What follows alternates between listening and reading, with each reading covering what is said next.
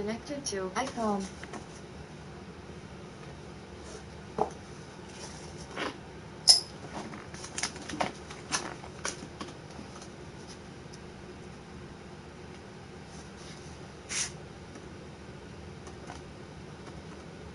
Leo Tolstoy said, "The two most powerful warriors are patience and time." When it comes to interstellar warfare, he couldn't know how right he was.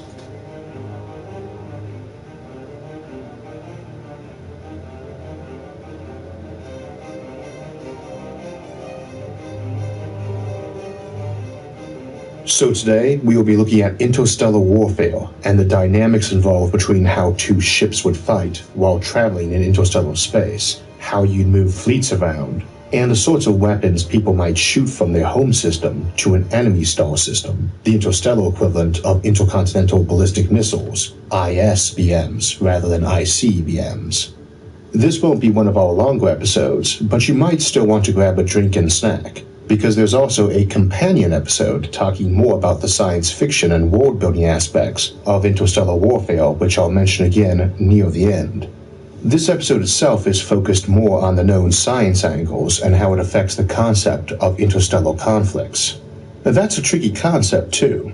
As I mentioned back in the original space warfare episode, predicting the future of the battlefield in terms of tactics and strategies is almost an exercise in futility, because the dynamics of combat can change massively with a single minor piece of new technology.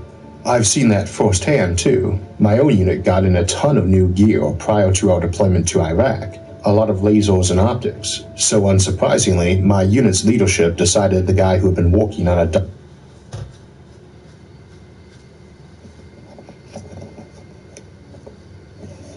Yo.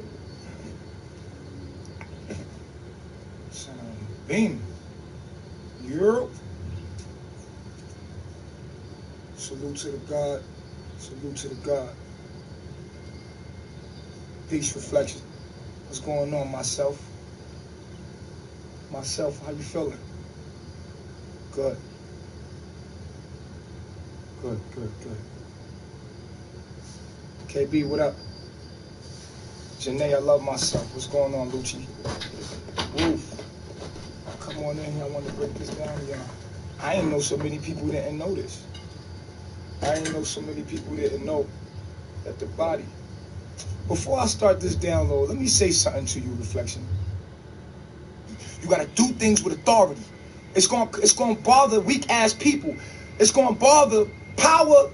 Fucks with weak ass people. It fucks with them.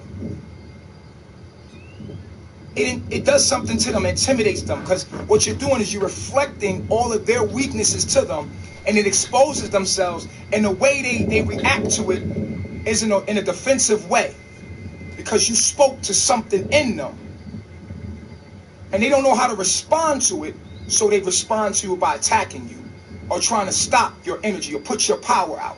I'm telling you right now, stay focused. Laser sharp focus. You want something right here. Imagine it. It must happen if you focus. But if you say you want something and do something else, and then position yourself to get that. Make sure that you position yourself to get that. Peace out to all my reflections in the building, man. I'm on fire right now, yo. I got so many downloads. I might do like 3 videos today. I'm gonna do an interview. I'm gonna answer questions. I'm lit right now. I feel like I ain't been asleep in 2 days. That's how lit I am. I got so many downloads. And you know what? I was struggling with myself, like, damn, am I saying things too harsh to people? Should I just do that? And I realized, like, you're not about to control me, my nigga. Like, I'm gonna talk the way I'm talking. I'm on my media. This is my media. This is the way I'm expressing the energy that's coming out of me. You're not about to control the way I talk. You're not about to fucking tune my shit. I'm about to talk the way I talk. If you don't like it, get the fuck out of here. Block yourself, because I'm going to block you because I do read all my comments. I'm plugged into this shit. I take this shit very seriously. This is my life, nigga. I'm not making videos as a personality, fucking around on the internet. Nah, this is me. This is real shit. I don't need no money from you. I'm not asking nothing from you. I'm just giving you truth. Real nigga shit. I'm trying to inspire everybody. All myselves. I'm trying to inspire all myselves. I am everything. I'm here to say fuck that weak shit. Get it done. Put a fire on your ass, because a lot of people talk about what they're going to do. They know everything in the world, but they don't do none of the shit that they know. So I'm here to put a fire on your ass. Look at where I'm at. Get there. You know so much. Why your life don't reflect what you know? Get mad at me. Get mad at me. But let it inspire you. Use that energy to fucking conjure up your way out of the fucking lower self. Now, I made a statement today. I told people, I said, your body is your soul. People like, what? How the fuck could your body be your soul? What about out-of-body experiences? But if I say something, you could take it to the fucking sun. You could take it to the sun, because the sun is the true bank. So you could take it to the sun, because your attention is energy. That's your attention. Your attention is energy. And your energy comes from the sun. Get it? Bank. Okay, you could take it to the sun. If I tell you something, you could take it to the sun. But I'm glad you questioned me, because I open up all questions to anything that I speak about. Because you could talk about Nature Boy all you want. You could say, fuck that nigga, he's mean, he's whatever you could say, but you can't say I ain't telling you the truth. You can't say nothing about my information. It's divine, so check it out. The soul. How is the soul your body? How's your body your soul? Well, let me start off by asking this. What can you do without your body? I'm going to wait. I'm going to look at the responses right now. I'm going to give you the answer. And if you want YouTube, because I put this on YouTube after that, if you want YouTube, then answer the question too. What can you do without your body? You can dream without your body. Really? Someone said you could dream without your body. Now listen to what you just said. What you don't... Wait. You could do what without your body? Hold up. This is going to open your head up. If you knew that your body was your soul, you would look at life different. But it truly is. Your body is your soul. This is it. This is all that you are, your body.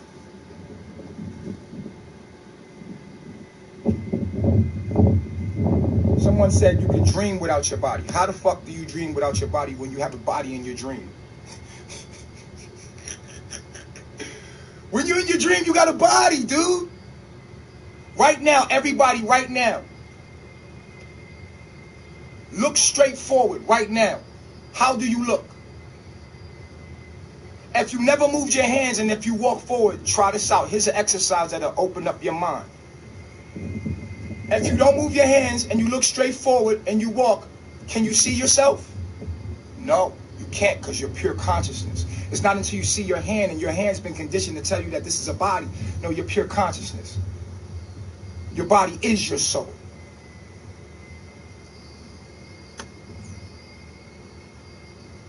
Let me know now, what can you do without your body? What can you do without your body? Someone said dream. Okay, in a dream realm, you have a less condensed body. But every realm you go to, you have a body. Yo, Mr. TT? I don't exactly know what this is. It just says Master Teacher drops knowledge most people haven't heard before. But apparently if you think he's insane or if he's crazy, then you might learn something, actually. Because for a long time, the shit that fucking Isaac Newton was saying sounded insane to people. The shit that Copernicus and Galileo was saying sounded fucking insane to people. The shit that Albert Einstein said sounded insane. You know, some of the shit that fucking Elon Musk says sound insane, you know? But in motherfuckers who sound crazy or sound insane are pretty fucking smart most of the time, you know what I'm saying? So just because you don't agree with everything he's saying or it doesn't sound feasible or logical to you doesn't mean that there's not some type of valid information. And the first point you're saying, identity crisis and all this, well, everyone says I, right? When you speak in terms of yourself, you refer to yourself as I. Now you are I, and I, myself, am I. I am I the same way you are I. You are me. You are myself. You are my reflection, because we both are I. And so in his first part, when he says, peace reflections, peace all myselfs, you couldn't even understand that part, because you don't understand that you're I just like everyone else is I. It's simple. He just said it a different way.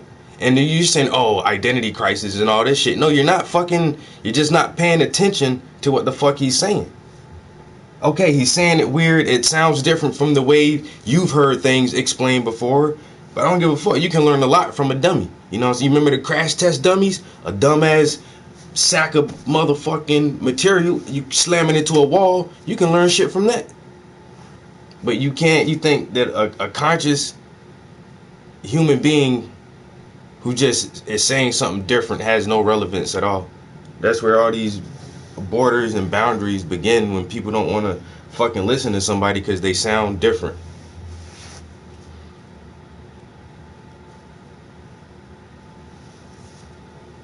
Yeah.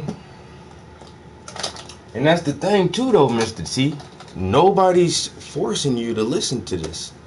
That's the major key aspect to this whole thing right now. Like, you are willingly listening to something that you don't agree with and then mocking it because you don't agree with it, instead of changing the channel.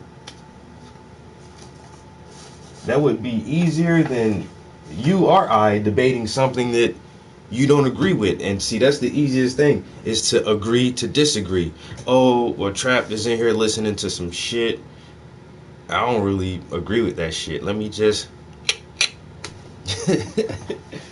you know, I've never heard this dude before, but he doesn't sound fucking crazy.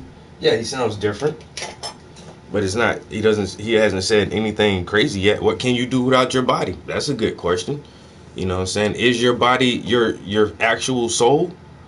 Because your soul, your mind, and your consciousness are all three different aspects. They're not intertwined, and they're not the same thing at all. At all. You know? So he's just reframing things in a different narrative, in a different perspective.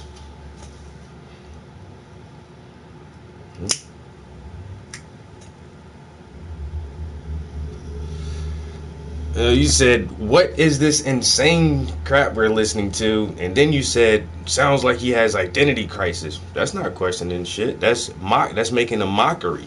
You know what I'm saying? Immediately assuming that something is insane, and then saying that someone has identity issues or identity crisis. That's not trying to learn. That's not trying to understand. That's not questioning. It's a big difference.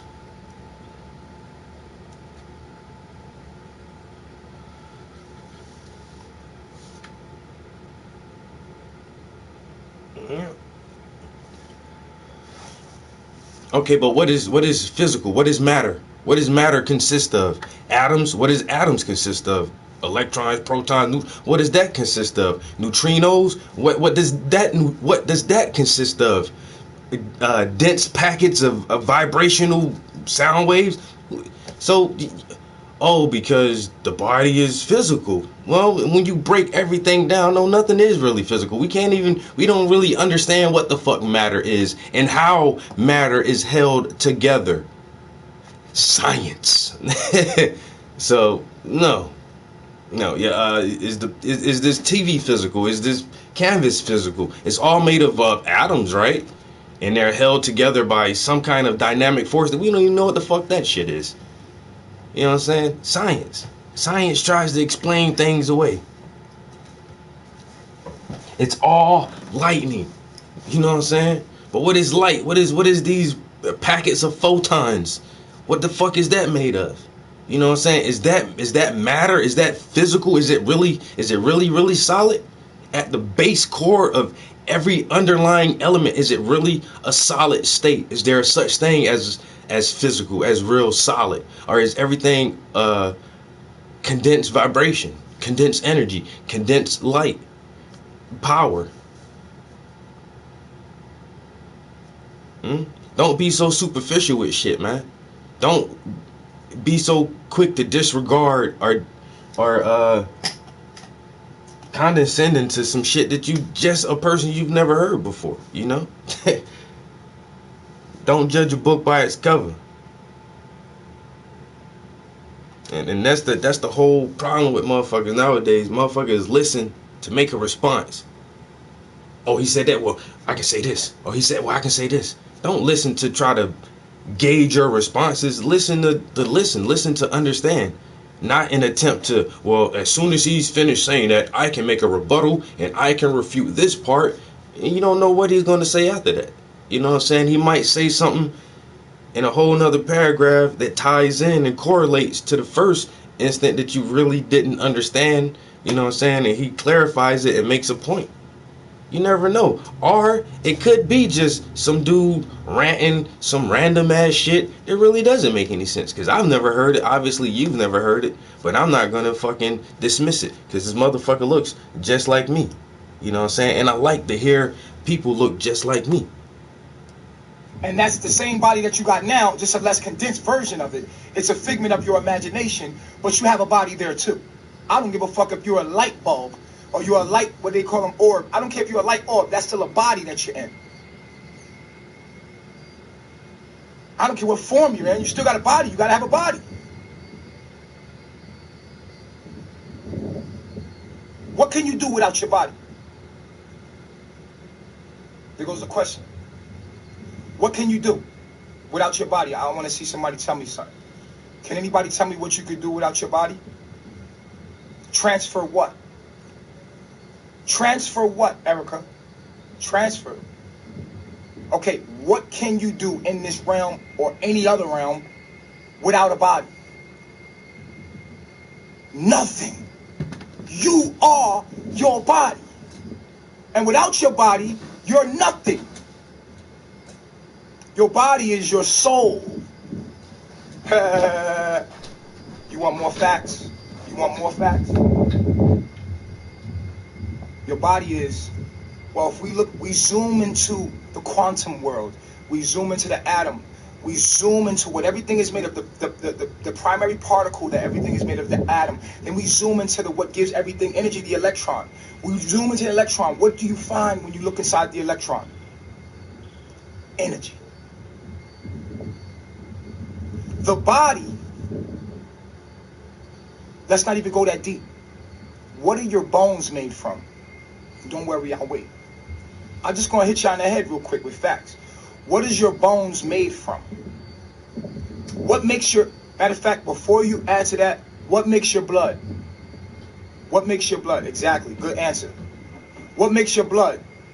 Because your blood has to renew itself. What makes your blood? Anybody can tell me? We're in the information age. Yes, your body is a crystal. Your body is a soul. You are a soul. It's crystal. But a crystal is just a body of energy. Bones. Exactly, Lucci. Good answer, Lucci. Your bones make your blood. Your bone marrow make your blood. But what makes your bones? What makes bone? New bone. Anybody? Your diet. Calcium. Cells, yes, but what makes them? What makes them?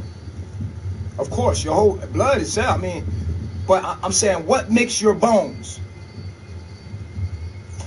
What makes your bones? Okay, we running out of time. The sun.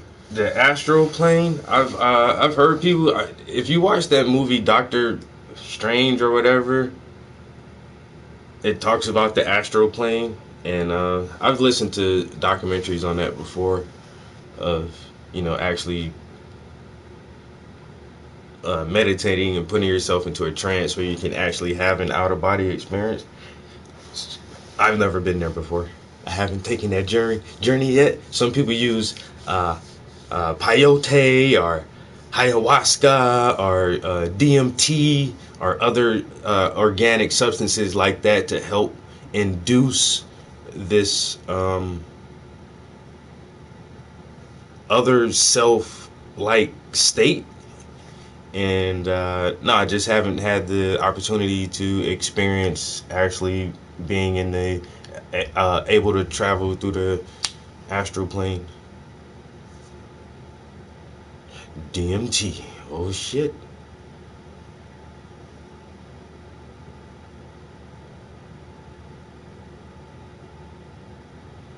Yeah.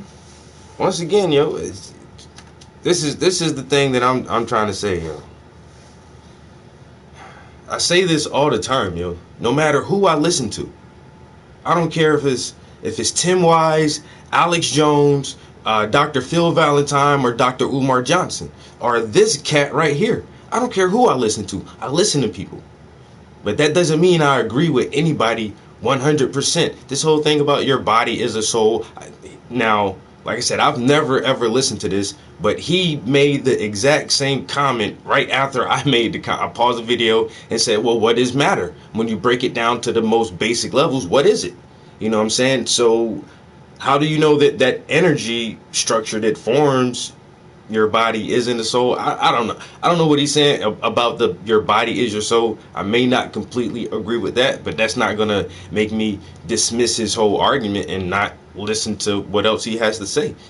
I mean, I don't understand what people think just because I don't know, if you listen to fucking Mark Spence, that means you agree with everything he says 100%. Or if you listen to Trump, that means you agree with him 100%. And that's not reality. There's only one person ever that I can think of that I agree with everything he says 100% of the time. There's only one person, and this is not that dude, but it's still interesting to me to listen to him.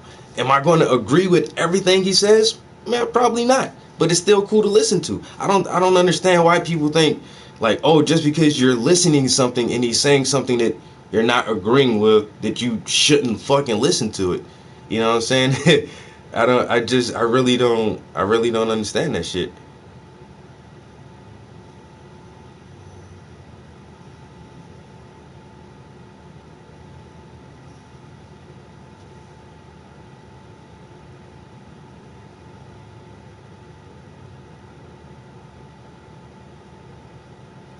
They're censoring conservatives. Yes. I love it. I'm not a big fan of conservatives. I'm not a big fan of liberals either. I don't know. It's just, I'm not a big fan of much of this shit at all. Honestly. Uh, yeah, but conservatives, what the fuck are you conserving? This country has never been great. We're not going to make it great again. Maybe we can make it great for the first time ever in history. But to conserve the ideology and the status quo of the corporation of the United States is bullshit, and I don't like it anyway. Okay. Yeah, well, hey, yeah, man, shit. You know what I'm saying? Freedom. There's certain limitations on freedom of speech. Ain't that what the Republicans say all the time, man? You got free speech zones. You know what I'm saying? When black people wanna protest and rally against harsh police brutal tactics in the inner cities and black communities, and we wanna go out and voice our free speech, they give us a free speech zone. Look, you have freedom of speech. You can say whatever the fuck you want to say. And this 10-meter area way outside of town. You know what I'm saying? Hey, it's just rules and regulations. Hey, we don't come up with these policies. You know what I'm saying? Who does this? Congress and the Senate, House of Representatives, the legislative, judicial, executive branches of government. These motherfuckers are 97.7% white. So I don't get the argument sometimes. You know what I'm saying? Oh, they're censoring conservatives, and hey, I ain't make these laws and rules up, man. I think it's fun. I think all this shit funny as shit. You know what I'm saying? The whole shebang. If y'all don't see that they're turning our government into a fucking reality show, If you go back, if you're old enough to remember the very, very, very first season of The Real World, who remembers that shit? MTV's The Real World, New York. And that's when reality TV started. And that craze was so big that it has spawned an entire generation, damn near 2 generations of kids who grow up on crap reality TV. And these kids are now of the voting age. And to make the political arena seem interesting to them, where they want to engage, where these politicians can add to their pools of voting blocks, the younger people are now able to vote. They make this whole shit into like a reality show. You know what I'm saying? These debates and shit, especially the last shit when Trump got elected, man, just the debates between him and Hillary and the name calling and making fun about the size of people's hands and little shit, man, that shit is fucking weird as shit. It's weird as fuck, yo. Y'all don't see how comical this shit is? Y'all don't see how funny this shit is becoming? Yo, this shit is laughable. And then people still want to get bent out of shape. Oh, they're censoring conservatives. Ah, man, whatever, yo. I have 2 copies of 1984, and I have a copy of Brave New World, written by Aldous Huxley. I've watched the movie 1984. Have you seen THX 871? Damn, I can't remember the number on that shit. But that's way before before the movie 1984 came out. Motherfucking the Star Wars dude put this other movie out. What is 1984? 1984 is a book written by George Orwell about a dystopia future where the government controls everything. You know what I'm saying? It's they literally control everything, yo, and you can't read, and everybody has their jobs made for them, and they got the all these crazy ass institutions, but they're fucking reversed, like the fucking institution of love. That shit just break people down and motherfucking crush people, man. Then you got this shit, what that shit was, how they fucking changed the language and shit, yo. They started breaking the English language down so motherfuckers can't really communicate as well. And with a lack of communication, you have a lack of emotion, you know what I'm saying? And it's all about this one dude, this motherfucker started reading his book and shit, man. And then you get your partners, like your sex partners are chosen for you and shit. But this dude was fucking like this old ass prostitute or some shit because he ain't like his wife or something. But then he was reading his book or writing a fucking journal. But then, like, Big Brother's always fucking watch you. And that's where the term Big Brother comes from. I always forget that shit. Everybody heard of Big Brother. Well, if you read 1984, that's where the term comes from. Because this motherfucker is always watching you, yo. And it's just weird as shit how the government controls everything. And it's sad because the main character, you think he's going to be like this anti-hero or something. And no, it's not. At the end of the book, he's fucking broken. They break him down to like this little itty-bitty, helpless, weak-ass motherfucker, just like everybody else in society. And it's fucking sad as shit. It's a really fucking sad story. You know what I'm saying?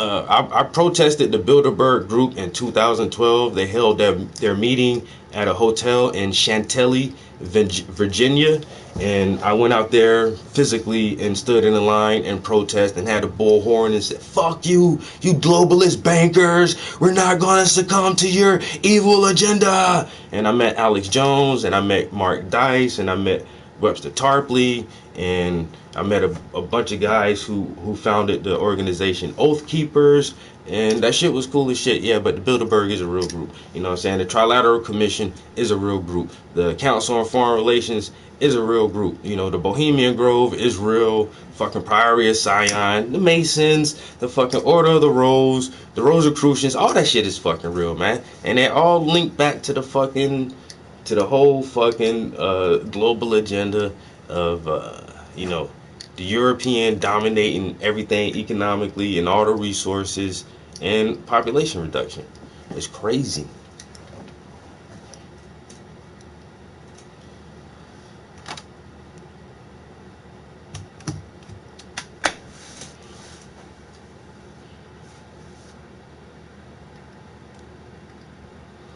All the motherfuckers getting caught in them pictures, Lady Gaga and all these motherfuckers at these spirit cooking parties and shit, drinking fake blood or what should be fake blood, man. No, you know what I'm saying? The cult is crazy, yo.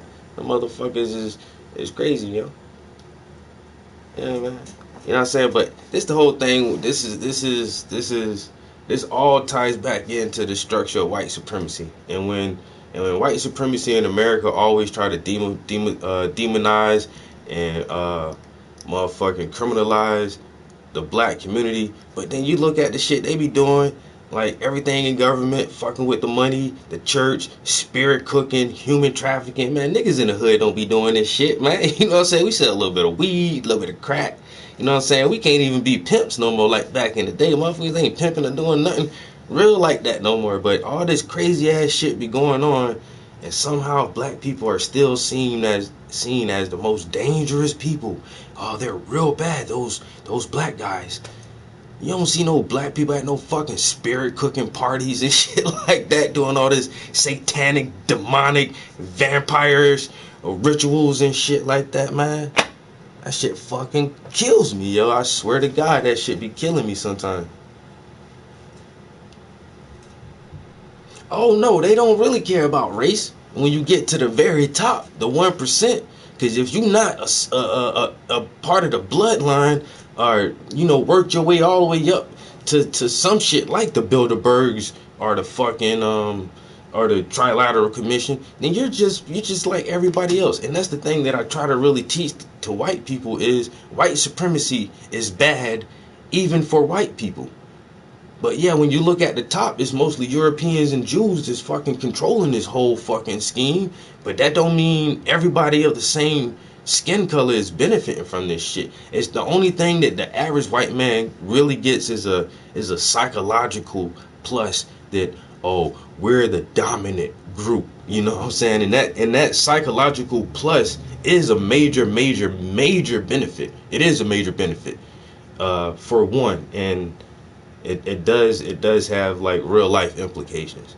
But still, like when you get down to like the real meat and bones of this shit, man, like who the real bad people of this world is, I don't know. I just hate how we're always just stigmatized and we get the stereotypes of being the bad guys all the time. And it's not. But that's another part of the plan. That's built into the agenda to have a criminal minority, you know what I'm saying, so we can have somebody to blame all the time.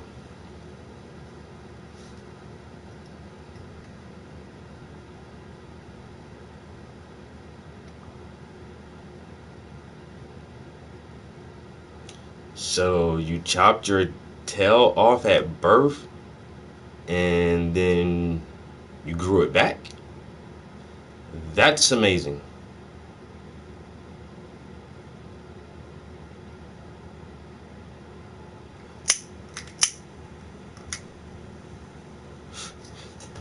Yeah, it's kind of like the creatures from what's that movie that Will Smith and his son did? They were, you know, way in the future and they came back to Earth or some shit. But there's like this monster, and it fed off of fear.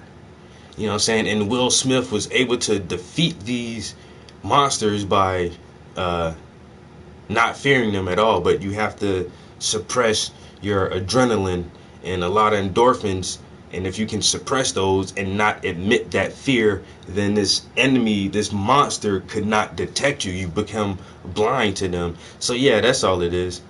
Not Hancock. No, it was like some alien space movie. But yeah, I've heard that a lot too, and that's what a lot of these pedophile motherfuckers and the Catholic clergy do is, you know, is they really absorb the fear energy and that adrenaline when they rape these little boys and then fucking kill their ass and drink their blood and all that kind of shit to rejuvenate themselves and stay young or whatever these fucking satanic vampire cults be in there doing, yo. You know what I'm saying? Circumcise a little boy at birth, cut the head, cut the skin, the foreskin off his penis, and then the priest goes in there and sucks the blood off of that shit. Like, what the fuck is wrong with y'all people? What is wrong with y'all? My fucking God. Ugh.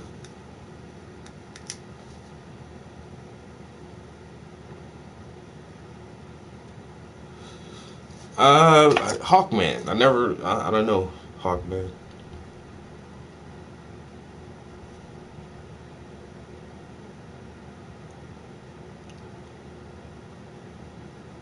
I didn't.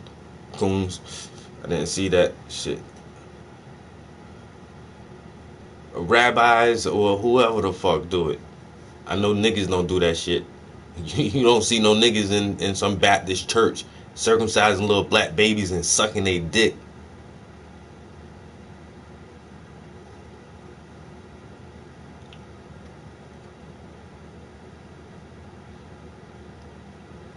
Is it God or just money? Jason, I'm not really it sounds like a question, but I'm not understanding the question. What is the problem, or what is the ultimate goal? Is the ultimate goal God or just money? Or is the problem God or just money? Like, you need to clarify it. Is it God or just money? I'm not actually sure what are you asking? I don't believe none of that shit in the Bible.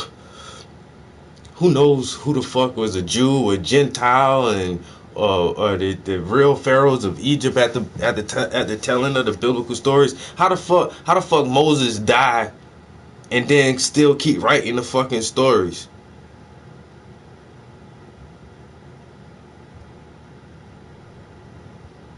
How you die, but then you write about yourself? How you get lost in the desert for 40 years? You telling me that these motherfuckers can build pyramids align with the fucking stars, but you leave from one great city and you can't follow a fucking star in a direction north to get somewhere else for 40 fucking years? How a man survive inside of a big fish for 7 days? And are we the original Hebrew Israelite black Jews? I don't fucking know, man. I don't know. But a lot of the Bible seems fugazi, and too much of it seems fugazi to start believing a lot of the rest of that shit. You know what I'm saying? I think that motherfucking spirituality started in the fucking southern part of Africa, Ethiopia. You go down to like Zimbabwe and all that shit. That's where all that shit started, yo. Everything started from there. You know, language, mathematics, astrology, motherfucking all kind of cultures, and spirituality. The concept of the understanding of your mortality. Okay, there is death. You know. Maybe it was from the stone ape theory or whatever it is, but the black man in Southern Africa understood spirituality. He understood that there is a connection, that we're something more than just this physical form. Our thoughts and our consciousness is separate from my arms and my eyes, my ears. It is something different. You know what I'm saying? And this understanding of the spiritual self migrated north until it got to fucking Egypt, and then the rest of the world. They say this shit started in Sumer with the Sumerians. No, fuck all that shit. Yeah, this shit come from. Is that a ladybug? Hey, ladybug. That shit come from Ethiopia, yo.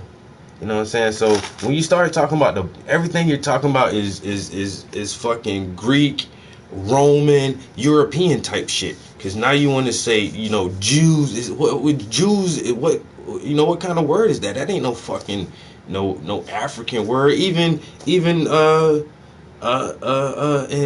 fucking in Aramaic and shit like that. In the Hebrew scripts, you couldn't even have a Jew because there was no fucking J. You know what I'm saying? So when you even look at just shit like that, I can't really believe none of that shit, man. All I know is the black man that created spirituality. Everybody else want to come in and take different parts of that shit. And now I'm a Jew, I'm a Christian, I'm a Gentile, I'm a Muslim, I'm a this and I'm a that. And well, we worship this way, and there's Krishna, and there's Buddha, and there's Allah, and there's Jehovah, and there's Yahweh, and all this other shit, man. All that shit is bullshit, yo. You know what I'm saying? If there is a true, if there's one source for all understanding, then you can't have it all these different ways. You can't have it so many different ways. You know what I'm saying? I don't want to be no Christian. I don't want to be no Jew. I don't want to be no Baptist. I don't want to be no Muslim. I am a human being. I'm just being. You know what I'm saying? I'm not going to be whatever motherfuckers want to put you in a fucking box. I'm not being that. I'm just being me. I'm being a human. You know what I'm saying? 100,000 years. You know what I'm saying? And that's the whole thing about the age of the pyramids now and the age of the Sphinx and motherfuckers. These Arab Berbers who inhabit Egypt the same way that Europeans inhabit North America. Because if you go back far enough in history, there were no Europeans here. In Egypt, if you go far enough back in history, there were no light brown, pale skinned people there, period. And now that's why the current Egyptologists want to say, oh, well, the pyramids were built 4,500 years ago, roughly 5,000. You know, the Sphinx is maybe a little bit older, maybe 5,000, 5,500 years old. And that's because that's when the Hyksos and the Berbers and everybody else started invading Egypt and migrating down in there. You know what I'm saying? But now people are saying, yo, wait a minute. The Sphinx is fucking 12,000 years old. I mean, you can look at the weathering of the stone, and it's weathered by water erosion from, you know, centuries of heavy rain is what eroded the main body of this fucking Sphinx. The Giza Plateau wasn't getting annual heavy downpours 4,500 years ago. It was a desert already. So how far in time do you have to go back in order to get this weathered erosion on this rock? You got to go back over fucking 10,000 years, 11, 12,000 years. Okay, you go that far back in history. Who the fuck was there?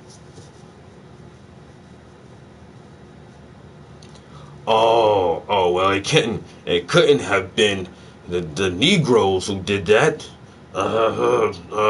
They didn't have they weren't technologically capable. Then why motherfucking Napoleon want to shoot off the noses of all these fucking big ass statues and shit? Cause the motherfucking nose is wide as shit, just like mine. You know what I'm saying? It's all, yo. Fuck all that ancient alien shit, yo. Men built those fucking edifices and these fucking megalithic structures were built by men. And now you got fucking iPhone, Siri, Alexa's, satellites, Wi-Fi communications and all this shit. You know what I'm saying? Motherfuckers in space, moon bases, trying to go to Mars. Tesla done shot a car out in space, but y'all can't figure out how motherfucking niggas stack some rocks on top of each other. How the fuck they stack them rocks like that? How they do that? Hello, Google, Siri. How many miles is it from Earth to the sun? You know, I can figure that shit out, but I can't figure out how they stack a bunch of rocks on top of each other. Yo.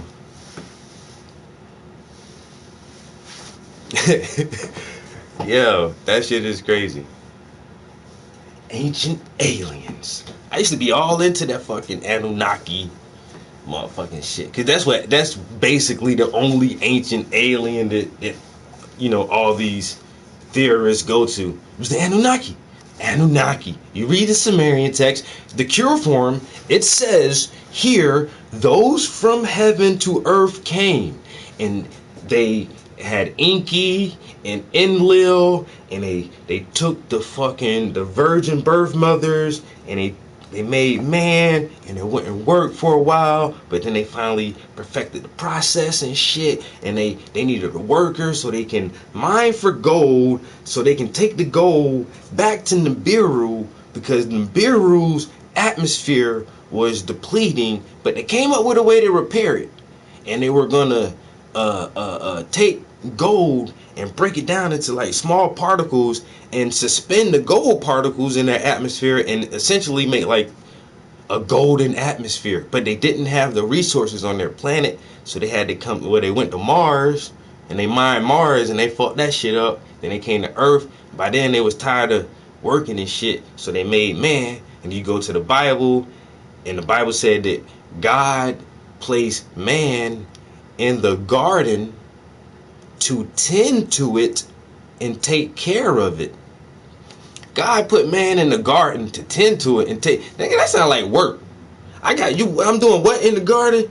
I gotta name all the animals and the flower, and I gotta tend to this garden and take care of it. I'm working. I'm a worker. You made me as a worker?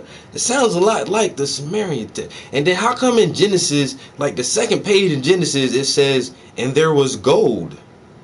And gold was good. And I questioned that shit a long time before I even heard about the Anunnaki or ancient aliens and some of that shit.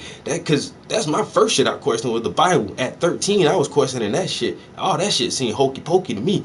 Nigga, why God worrying about gold?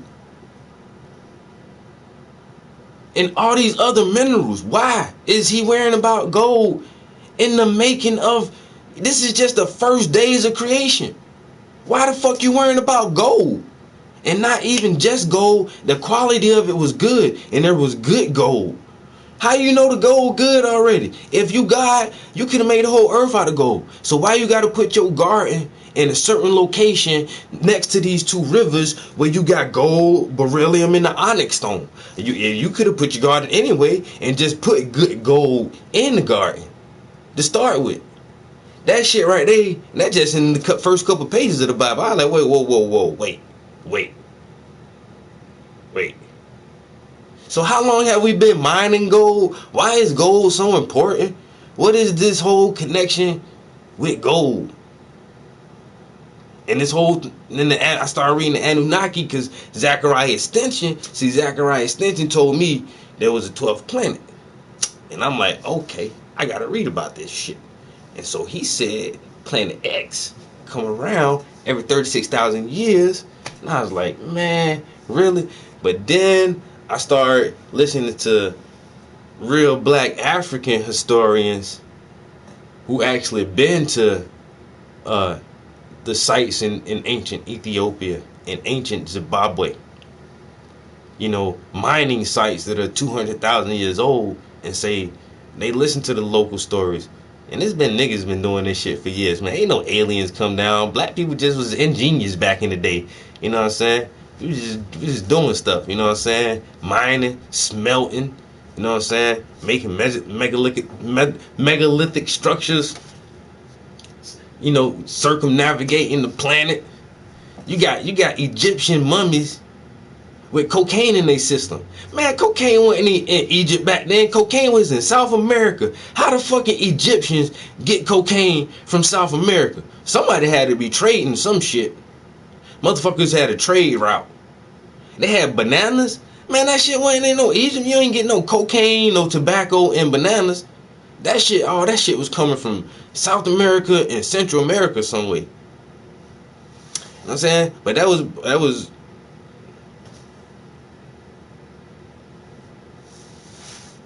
I got my girl from the bureau. Really? Ain't no cocaine and no money. Man, you crazy, man. Hey, yo, the Egyptians was getting coked the fuck up, bruh. And they been smoking tobacco, too. The Mahabharata.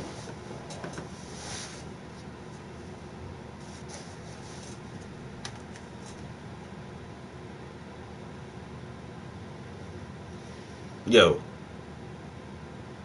The mummies, yo, the Egyptians was getting high, son.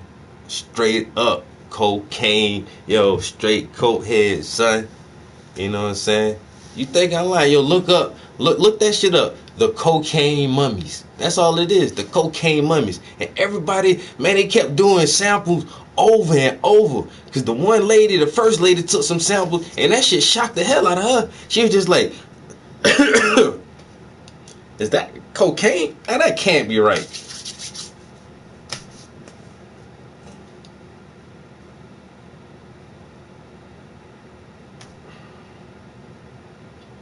That shit say cocaine. What the fuck?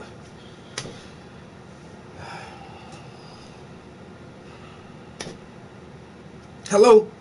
Can I send you a sample? I need you to test something for me. My samples is coming up kind of weird. I don't know. It's a blind state. I'm not going to tell you what they say. You just test the sample and you tell me what they say. Hello? Yeah, the sample said cocaine. Oh shit, my sample said cocaine too. How the fuck they got cocaine? Trade routes.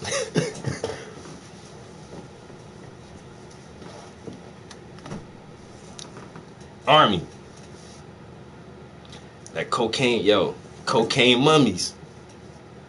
The cocaine mummies, yo. A whole documentary on that shit, yo. But that's old. That shit old. That's old news, man. That shit motherfuckers don't be wanting to talk about, because then you would have to attribute more skills and craftsmanship to those people at that time. Seriously, okay, so how did they get it?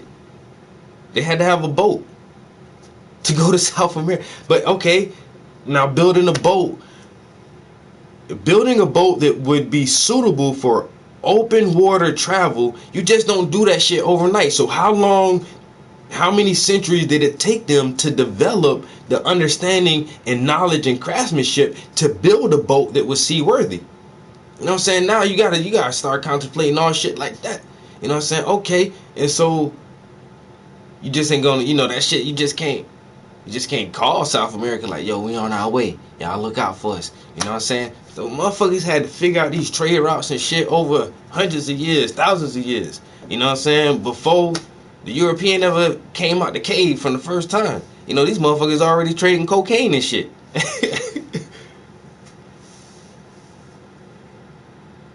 Yeah, the natives stole North America. The black man was already here.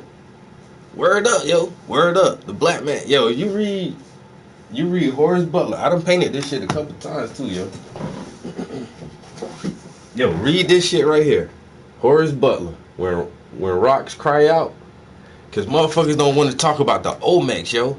When you look into the Olmecs, yo, man, these motherfuckers all over America, man. Everywhere. And they say the Olmecs predated the fucking Incas and the Aztecs. I think the Aztecs say that the Olmecs started our civilization and they came from the direction of the sun. You know what I'm saying? That shit is. So if you go all the way east, what's east of South America, yo? In Central America, that shit is.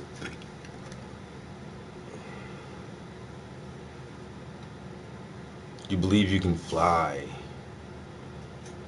This is a good book though.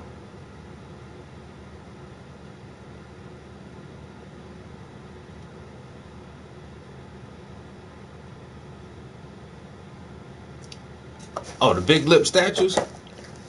African features, man. You already know that, man. The black man has very, very pronounced features. You know what I'm saying? The wide nose and the wide lips, that shit is just a feature, you know what I'm saying? That's just genetics, nigga. That's how we look.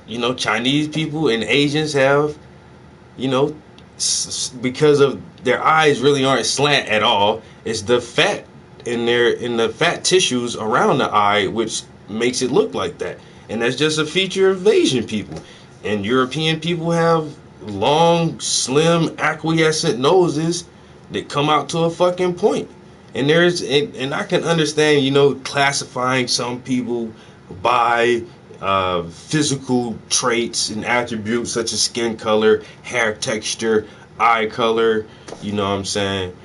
Facial features like nose, foreheads, and lips and shit. So when you look at the Olmec's heads, yeah, them some black dudes. That's just like, yo, my cousin. Like, you look like my cousin. And then you look at any other culture that had any kind of, architecture that involves stone carving. Artists have been good for a long time. You know what I'm saying? Art is that shit that's just like, it's just always been there. That's like one of the first things that we figured out, you know. And artisan and craftsmen who were carving back in the day, they knew what motherfuckers looked like. They can pretty much carve you in the stone and look like you know what I'm saying? So it's people like, oh well, they didn't have sharp enough tools and to make it look a certain way. Like, nah, these motherfuckers know what they were doing. That's like when you see even some of the Aztec shit where they depict these people with like space helmets on and kind of like space suits and shit. Motherfuckers really had to see that or something very similar to it to depict that shit, you know what I'm saying? They just not, making up some shit, or they can't depict it as realistically as it looked. Artists has always been good, yo. You know what I'm saying?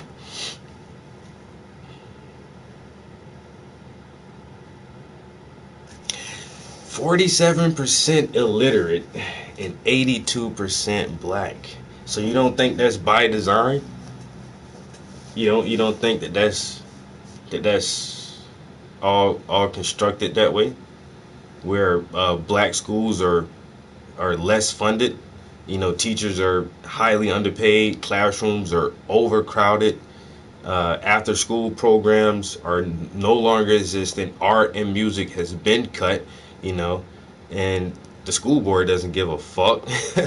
And so you went from from preschool to No Child Left Behind, because, well, if he doesn't learn and understand the curriculum, we're just going to push him ahead anyway, just to get him through the system. And then you lowered the testing standards and curriculum so that more people can achieve, so this is all by design. I'm not surprised at all. I'm not surprised. You know what I'm saying? The institution of education is dominated by white supremacy as well. So if anything could hurt the dominant group, they're not going to allow it to happen. Having a large, highly educated population of black people would not be good, So that's I don't see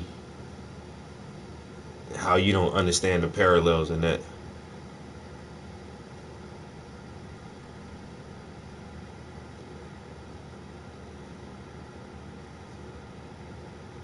Oh no, skin color doesn't equate to intelligence at all. You know what I'm saying? At all. And it's still the same system. That's why Flint, Michigan, which is, 40 something percent black or almost 50% black, still doesn't have clean water in almost 2 years. This shit is by design. You know what I'm saying? And so when people say, oh, Atlanta, Detroit, LA, and you name these cities that have a 50% or more majority black community, Boston and all this stuff, it's like, dude, these epicenters have been constructed over the years. When you look at the whole layout of how Nazi Germany came up and the establishment of the ghetto. So you take people from their nice normal abodes and their residential areas and you place them in the ghetto. And this is where you are, and we're going to confine you to this area and restrict your movement so that you can't have access to other resources. And so when you see these cities that are infested with crime and gang, and they have a low literacy rate and a high black population, it's because over decades people have been redlined and gerrymandered into the ghetto, and cut off from major resources, and so you have this effect, and it's not surprising at all. I'm a high school dropout, but it's by design, and I can see that in my teenage years, I really thought that I was making clear decisions on my own, but I was highly influenced by media and peers and the world in general, you know what I'm saying? Just being a product of my environment. I was born in the 80s and grew up in the 90s, you know what I'm saying? So that gangster drug life, drug dealer, rap type lifestyle was absolutely glorified and made to be to seem achievable, you know. And it's ridiculous that there wasn't enough counterbalance to my generation as far as what we were sold as this crappy as this fake dream of just instant gratification and instant money without having a strong financial understanding and a strong educational platform to stand on. It's ridiculous, and a lot of people in my generation fell to that same fucking pitfall of, you don't fucking really need an education. I can get out here and sell drugs and be like Eazy-E and Ice-T and all these other motherfuckers, and it's like, nah, nigga, that shit ain't gonna work. Oh, that's the most struggle. Once again, yeah, that top 1%. If you don't have, do you have stock in a national reserve? If you don't have any say so in a national reserve or some major corporation, then you just like everybody else.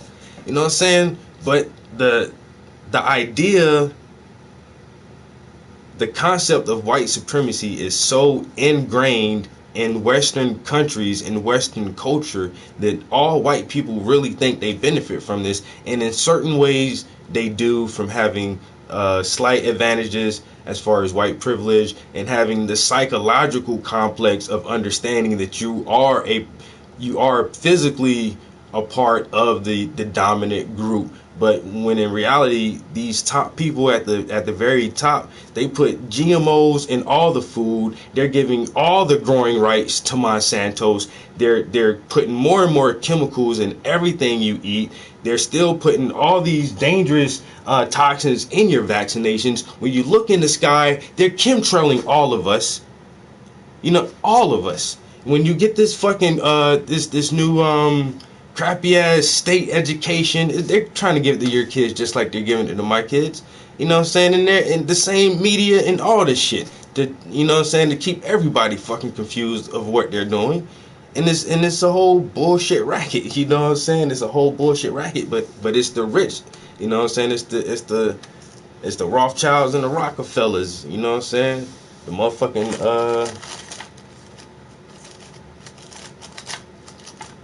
the Chase Manhattan Group and motherfucking Philip Morris and all these motherfuckers, man.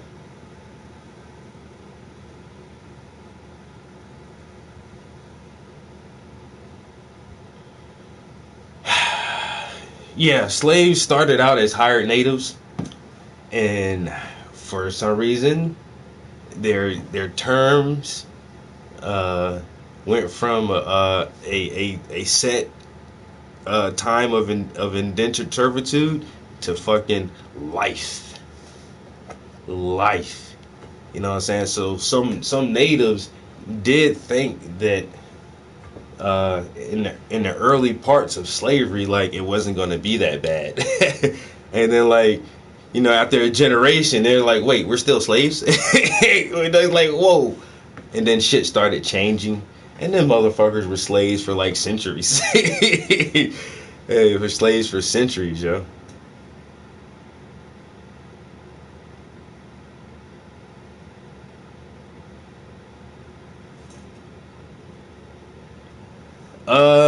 Once again, if you're white, you do have a privilege. It just is, When you That's the whole thing about this whole Black Panther movie now. It's like, oh, it's too black. It's like, but all superhero movies, you get all the, everything is made for you. Everything has been made for you. Superman, Batman, Hercules, He-Man, everybody. Everything is made to make the white race always happy and positive about itself. Even white, you get married, it's all white. White rice and white doves and everything white is good and everything black is bad. You know what I'm saying? You get blackballed, blackmailed, Black Friday, all kind of shit. And it's this psychological complex of, even if you're some poor white trash living in the trailer park, you can still say, hey, at least I'm not black. And it's this weird thing. And that in itself is a privilege. That in itself is a privilege. To see yourself everywhere as a positive image. You're always the good guy. When you go to church, you pray to Jesus, who has blonde hair and blue eyes. You know what I'm saying? It's like everything for you is positive. And then when you see bad guys depicted any kind of where, it's always a black or brown person. You know what I'm saying? And you say and you can just look up the doll test. Look up the doll test. And that will show you what the fuck white privilege is. And I don't watch the doll test like 15, 20 times. And that shit breaks my fucking heart. Every time. Every single time I watch that doll test study, that shit breaks my fucking heart. You know what I'm saying? And that's the privilege that little white kids grow up with, that little black kids don't grow up with. And over the time, that causes a psychological barrier on the black mind. You know what I'm saying? Yeah, so just because you're white, you do have a privilege.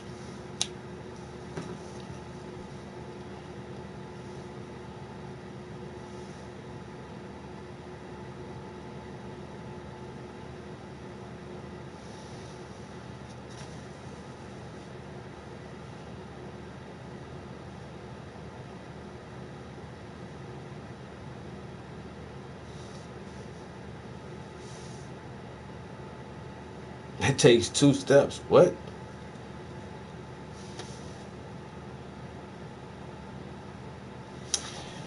I don't know, man. Rap music is kind of fucking sucky right now.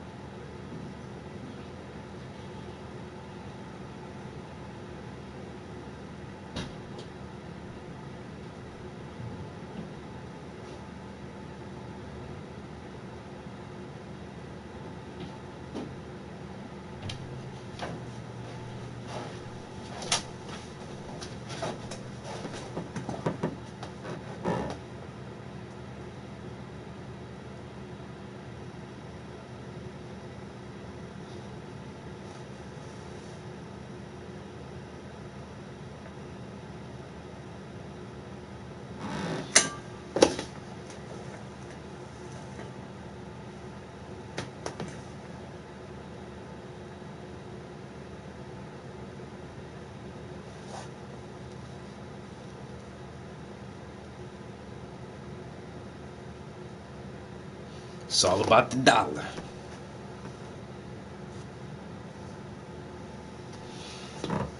Yeah. I don't know.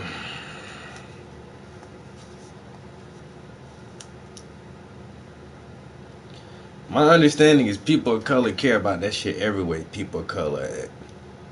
If you're not a person of color, you probably don't care about it. But people of color care about that shit. Because we understand who the... You say it's all about the dollar. But who's holding the dollar?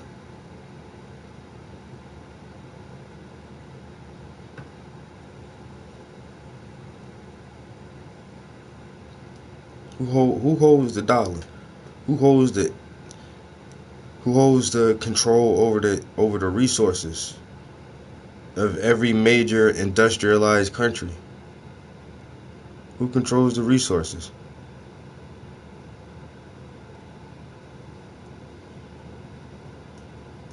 This is cultural and economic. This is Australia right here. When this do not Indigenous America. people get a social, cultural and economic empowerment and voice in Parliament? We're asking to deconstruct the systems that exist. We're asking to be invited to the table. I don't know how you bridge the gap in terms of Aboriginal people are still struggling to have a voice. We are the sovereign owners of this country. I am a Wongatha Yamaji Noongar Gidja. We have never ceded sovereignty. I am tired of begging and asking for our humanity. When is it enough? We share sovereignty with the Crown. The Queen still owns some of our traditional lands. We're still begging to protect sacred sites that are over 80,000 years old from mining companies, from gas companies. We want to be the author of our own destinies. We want to be the voice because we are tired of non-Indigenous Australia thinking they know what is good for us and thinking that they can be the voice for Aboriginal Australia. So they should all learn to keep their mouth shut and start engaging Aboriginal Australia into the conversation. Okay. This shit makes sense to me. You know what I'm saying? Goddamn Charles Manson was supposedly a mastermind of a motherfucking serial killing spree, but he still says some smart shit sometimes. You know what I'm saying? I don't really fuck with Trump like that because I think he's a racist, bigot, fat pig, but his tax plan seems like it might make some sense. You know what I'm saying? Once again, you ain't gotta agree with everybody on everything they do or everything they fucking say, but you can't ignore some of the good shit that people say. So if she's a known liar for whatever reasons, that shit right there made a lot of sense to me. And yeah, Aborigines aren't black, but they're people of color, and that separates. It's weird how white people are in a category by themselves. It's white people, and then everyone else. Asians, because now we're all colored. We're yellow, we're red, we're brown, and we're black. See, we're colored people, so we are people of color. And then you have white people. So yeah, she's not black, but it's still the same fucking shit, yo. And she has a problem with the non-Indigenous Australians who are controlling their fucking country still to this day under the rule of the British fucking crown. It's the same struggle everywhere. So people say, oh, nobody cares about that in my country. Yeah, if you're white, you probably don't care about it, but people of color still do care about it. Really entailed. There is so much historical amnesia about what the empire really entailed. The fact that you don't really teach colonial history in your schools. Children doing A levels in history don't learn a line of colonial history. There's no real awareness of the atrocities, the fact that Britain financed its industrial revolution and its prosperity from the depredations of empire. The fact that Britain came to one of the richest countries in the world in the early 18th century and reduced it after 200 years of plunder to one of the poorest. But all of that is really not known anymore. This is difficult stuff because we're just about to try and do a big deal with you. We need your trade. Are you going to hold this against us? Not at all. I don't really think this is about today's relations, which are between two sovereign equal countries, John. I mean, our economy is as big as yours now. And as far as we're concerned, I think we don't need to have a chip on our shoulder when dealing with you. But I think we do need to be aware of history because, as I often say to young people, if you don't know where you've come from, how will you appreciate where you're going? everybody still has a problem with colonialism and what it has done to different sovereign countries. So don't say, oh, nobody cares about that anymore. It's all about the no, it's not. It's not. People of color literally do still care about this shit today. Today. Well, do something about it. Then do something. If you're tired of being blamed, then do something about it to change the way the system is structured. Then you're not a racist. Then you're not participating in white supremacy. Then you're not just sitting on the sidelines and saying, I'm tired of being blamed for everything. Well, do something about this shit. You know, help change the shit. You know what I'm saying? That's why I think every white person is racist until they fight racism. Until you actively get out there, boots on the ground, and really try to make a difference, then you're still a part of the fucking system. And the guy who wrote The Iceman Inheritance says the same thing. Everybody knows that shit. Tim Wise will tell you the same thing. Motherfucking what's my homegirl's name, man? Damn. There's tons of white people who will tell you the same thing. If you're not actively fighting white supremacy, then you are condoning it. I'm not racist. That's the whole thing. I don't know what people can't understand about that. I'm the most loving person, most loving, positive person. Unlike what Trump said, I'm the least racist person you know. See, I'm saying I'm not racist at all. Not the least. There's other people who are way more racist than me. I'm the least racist. It's it's shit like that gets me with that dude.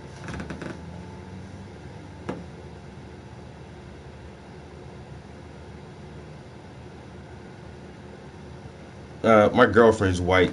My best friend is white. My favorite uncle is a white dude. Trust me, bro. I'm so far from racist, honey. It don't even make no sense. That's the thing that hurts white people is when, a black dude can actually confront you with the fucking truth and it's logical and it makes fucking sense. You know what I'm saying? Look at your past, look at your history, look at the atrocities, and look how the world is structured today. You know what I'm saying? Look who is still under the thumb of white supremacy. Look how the institutions are set up. You know what I'm saying? Where, once again, in a majority black city, the literacy rate is under 50%. Why is that? In 2018, with as much resources and technology and all the shit we got, where we're sending, billions of dollars overseas for war efforts and giving Israel money and all kind of shit like that to help fight Palestine and all this bullshit, but you can't get better reading scores from your own kids in your own country. That is by design. There is something to that shit. You know what I'm saying? And if y'all don't want to fucking try to change that, then that's on you. You know what I'm saying? But I'm gonna educate my kids in a certain way. I'm gonna educate my extended family members in a certain way. I'm gonna do everything I can financially to make sure that my kids aren't suckling off the teat of this government and looking for government handouts and not having a vehicle to make their own way in this world. So I'm actively changing this shit. You know what I'm saying? So I don't understand what the beef is. If y'all don't agree with what I'm saying, you don't have to sit in here and listen to me rant and rave all day. You know what I'm saying? But when that truth hits home and you understand that you actually do condone the system of white supremacy and you are not doing anything to change it, then shut the fuck up and stop complaining about me keeping a voice and keeping a motherfucking microscope and a fucking magnifying glass on the issue. Because this is what I do. I educate my people about the situation that we're in so we can understand our history, understand our present, and maneuver ourselves in a proper position to take whatever advantages we have to make a better future, not for ourselves, but for our kids and our generations to come. Because, for some reason, that's another thing that black people aren't trained to think about. We don't think about our great grandkids. You know what I'm saying? But I bet you the Koch brothers, they, and with their fucking billions and trillions of dollars, they're already thinking generations ahead on how will our money be invested, how would our wealth and our finances be invested. I bet you the fucking Citigroup, all these motherfuckers are thinking 50, 60, 70 years ahead in the future, but for some reason we don't get trained to think that way. You know what I'm saying? So everything I do is for the benefit of me and people who look like me. You know what I'm saying? And I like putting all that beautifulness in my art and just making that shit so beautiful for me and people who look like me to understand that they need to be a change. They need to be a revolution. So that I don't have to always talk about this shit. You know what I'm saying? I don't want my grandkids to have to stand here and talk about the same shit. I'm talking about the same shit that Malcolm X and Dr. King talked about 50 fucking years ago. Why the fuck do I still have to do this? Is my grandkids gonna have to still talk about the same shit 50 fucking years from now? I don't want that shit. Whoever said fuck all white people? You see, that's the whole thing too. Y'all mad cause y'all can't put words in my mouth. Y'all mad cause y'all can't put words in my mouth, yo. Don't try to make me say some shit I ain't never said.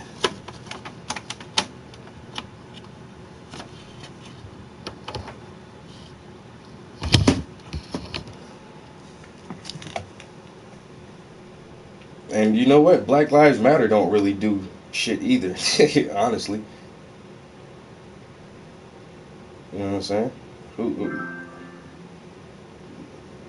You see me? Do you see me in the streets protesting, holding a fucking picket sign, standing outside blocking some traffic or some shit, throwing a stone in the fucking front window of Starbucks? Revolutions!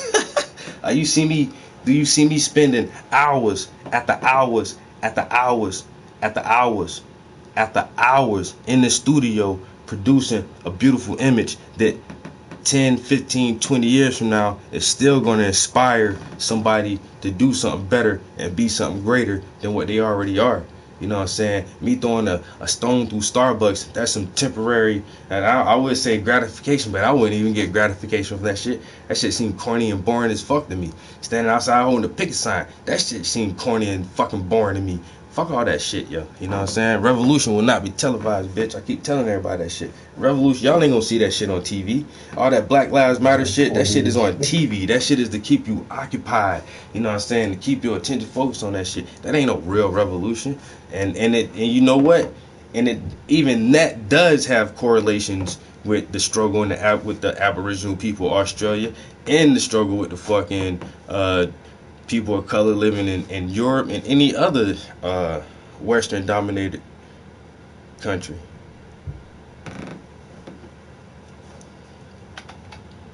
We lived on, I don't know what would you call it, but something like a plantation to me. It belonged to several different white people. They all were family, I guess. And you couldn't leave. And if you did leave, they either come get you or have somebody kill you, whatever. That's what happened.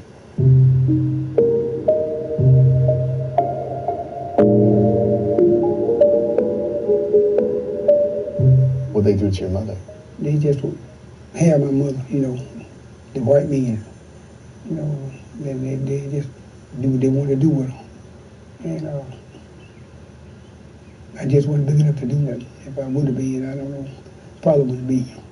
And this was in the 1950s or 40s? That was on through the 40s, in the 50s, all through the 50s, and part of the 60s. So what would the repercussions be if you tried to leave or if you tried to refuse what they wanted? Back in them days, it was kind of like you had to do what the white man said or get killed. My daddy's uncle, he made him dig a grave and he killed him. They killed him and buried him in his own grave. Jerry Dawson, they killed him. He lived around the same place we lived at home. He left and said he wasn't coming back. They wouldn't guide him. Brought him back, carried him right down there from his house, killed him.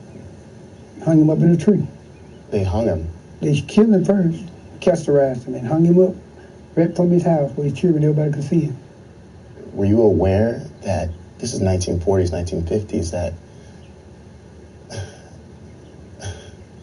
It's insane. Cause slavery ended a long time I ago. agree. Motherfuckers don't know no real history about that deep South shit, man. How them white man still kept slaves into the 40s and 50s. 1940s and 50s, you still on the plantation. If you leave off this plantation, I'm gonna come get you, I'm gonna kill your ass, nigga. I'm gonna castrate you, and I'm gonna hang you from a tree so your fucking family can see that shit. That's in the 40s and 50s, bruh. Get the fuck out of here, man. This one don't let too many white people on my Facebook page, though. Because this shit right here be going in too deep.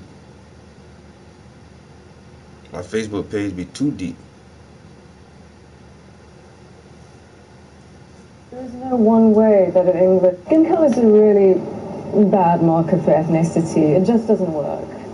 There is no one way that an English person looks. There's no one way that a British person looks. I am British. I look British. As a geneticist, Cheddar Man, it explodes a lot of myths. And it draws on evidence of our origins, which are in Africa, which are inherently incredibly diverse, which are deeply linked to migration from all parts of the world. When the first Cheddar Man portrait was made, there was no genetic information, and the assumption was made that he was white. He was colored with white skin. It was assumed that being European and being white go hand in hand.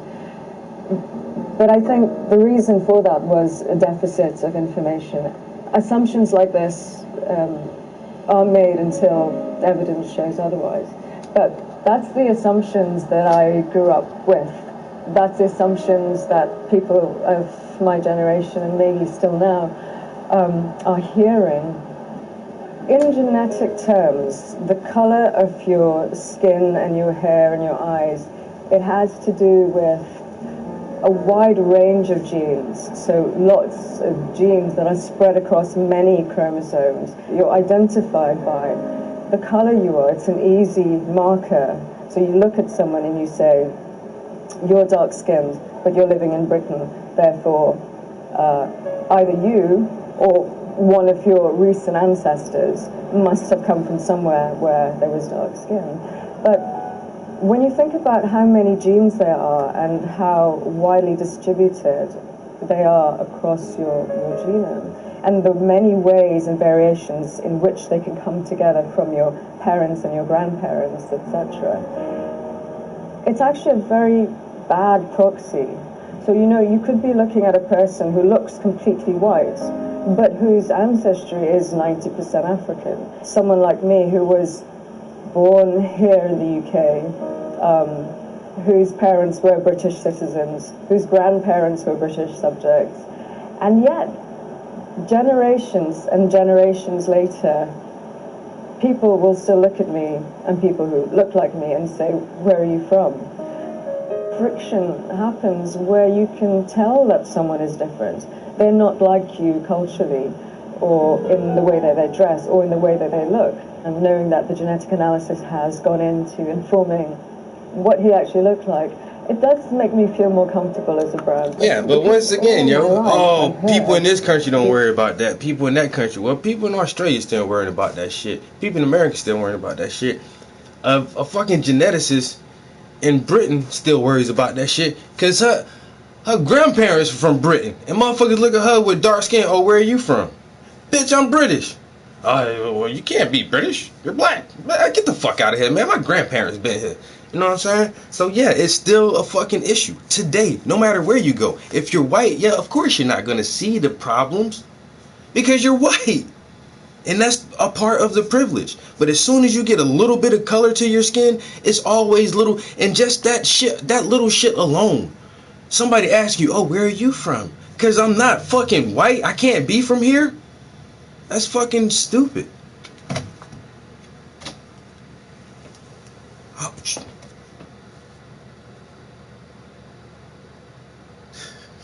That's what I'm saying, bro. She looks like an Indian. Yeah. And a lot of motherfuckers in America you look like a European. You look like an Englishman. And so I can walk up to any dude in America like, you look like you're Irish. So what the fuck? Yeah, exactly. So she looks Indian. So what? So why do you still just assume that she's not from Britain? You know, why isn't she British? Because she looks a certain way.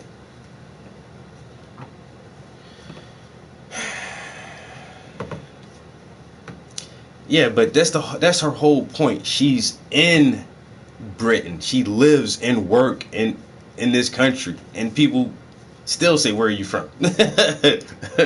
I don't know what you're not seeing about her. And in one part, it looked like she was fighting back fucking tears.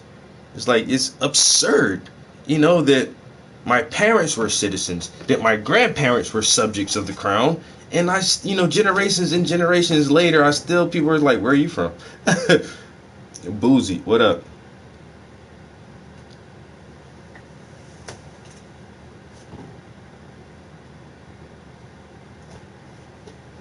Came into some shit. Damn. You already know how it be in here, bruh.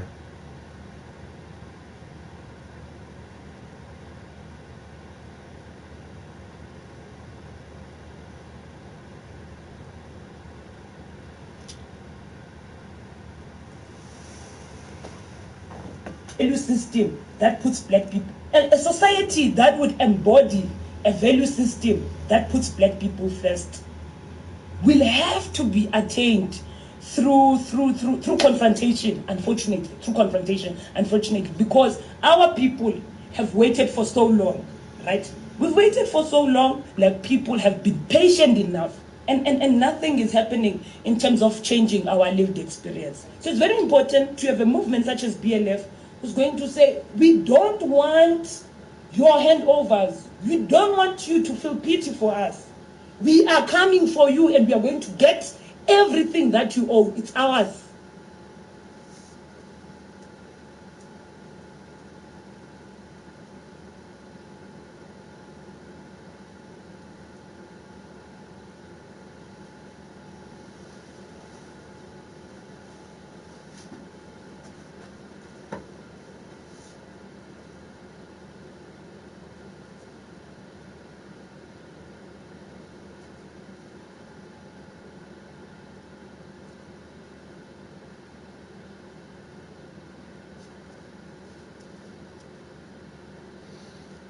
Stop taking white people history. Bruh, I read all history. You have to read white people shit and black people shit.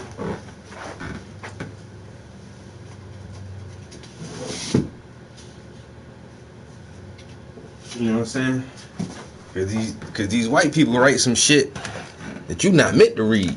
You know what I'm saying? But you gotta get your hands on they shit and read they shit too, man.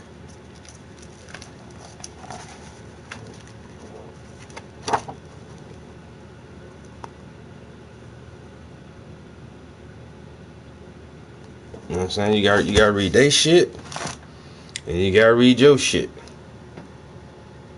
You know, a moral, political, and economic imperative for the 21st century. Moral, political, and economic. You know what I'm saying? Still working my way through this shit like the Bible, son. Damn, I'm on page 300. On page 361, and that's not half the book yet. Holy shit. Page 361, that's not even halfway through the book. You know what I'm saying?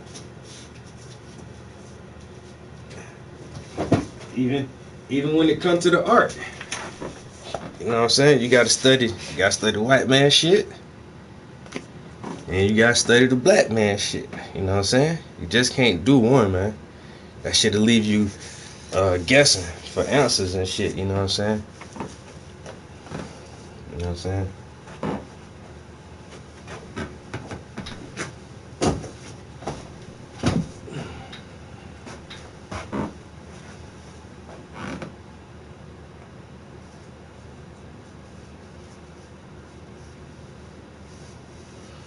And that book won't tell me nothing of significance. It probably won't, but it'll be interesting reading that shit though, because a lot of other white men sure does think it's significant, right?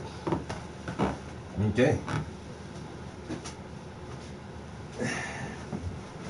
Just like this right here really didn't change my fucking life, but it was pretty cool to read it, because some people, live by shit like this. So I like to know what other people really think about the shit that they read. You know what I'm saying? You don't really know an author. I mean, you don't really know what you're reading if you really don't know the author. You know what I'm saying? So I read shit like that. Some shit like this, you know what I'm saying? Because I find it interesting. You know what I'm saying? That shit is interesting to me.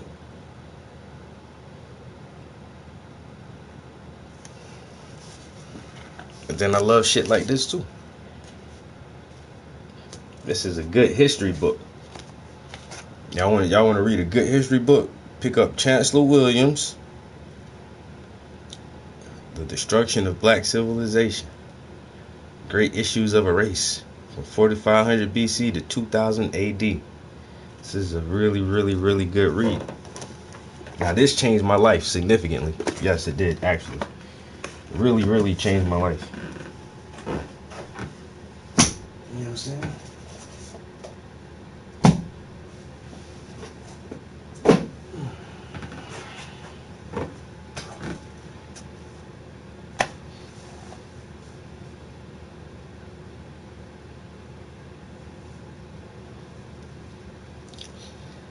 Oh yeah, they always lie about us in history, man. That's why you just gotta read other people's shit, man.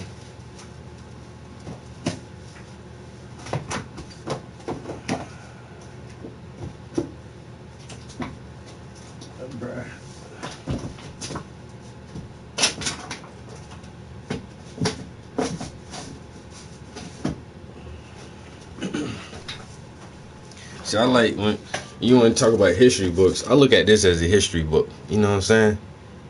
That's a history book for me. I'm reading some shit about the past that really happened. You know what I'm saying? This is a history book for me. You know what I'm saying? This shit right here talks about the history.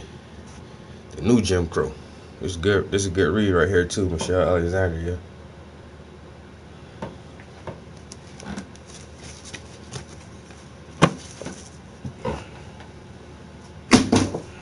Motherfuckers. You heard that on YouTube? Nah, bitch, I read that shit in the book.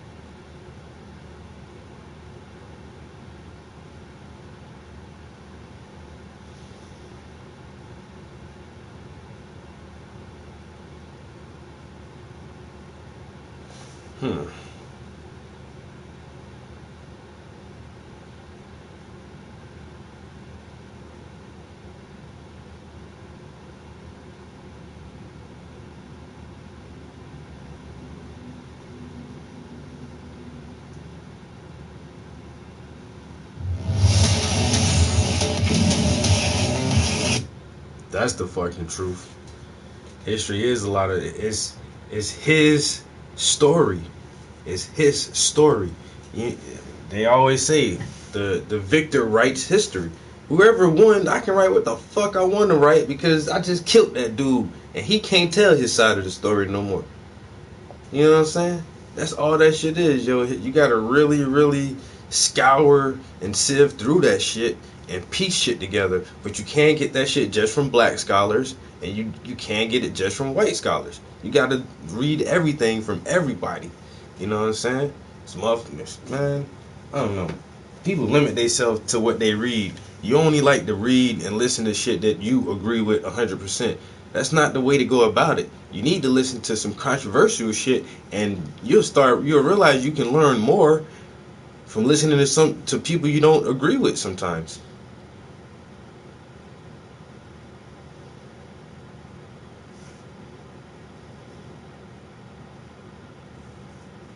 Oh, yeah, that's what's up, bro. Yeah. I'm in the thousands too by now. Like I with my thousands, I gotta add everything from like my whole educational career and everything, cause like all through school, I probably read probably close to 1,000 books before I even got out of fucking high school. But like, I don't know. In the years after high school, read a couple hundred books, man. For a long time, I was going through fucking like Dean Koontz, Michael Crichton, Stephen King, anything sci-fi, yo.